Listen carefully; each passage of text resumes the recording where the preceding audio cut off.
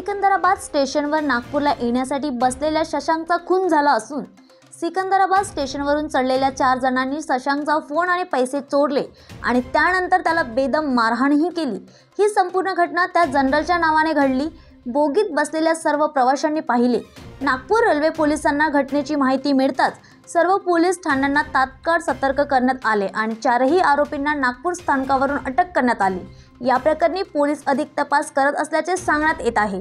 Police time न्यूजसाठी video journalist स्वप्नीलसह मी रोहिणी।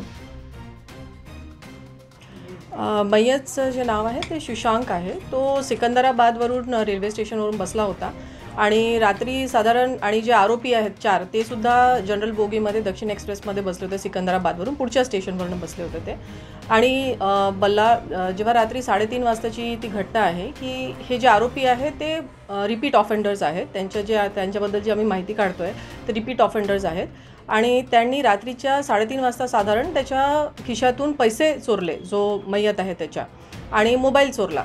तर तेव्हा मग त्याच्यावर तो आरडाओरडी करायला लागला। तर ते आरडाओरडी केल्यामुळे मग याने त्यांना लाथाबुक्क्याने मारणं सुरू केलं। तर आजूबाजूच्या सगळेच लोकांनी ते बघितलेलं आहे। त्याच्यामध्ये सगळे विटनेसेस आहे आणि आम्हाला जशी ही माहिती मिळाली, आम्हाला सकाळी 6:30 वाजता ही माहिती मिळाली आहे की असं 10 वाजता आम्हाला ही माहिती मिळाली आहे आणि 10 वाजता जशीच आम्हाला ही माहिती मिळाली आम्ही इमिडिएटली सगळेच्या सगळे जे स्टेशन्स आहेत ते अलर्ट केले।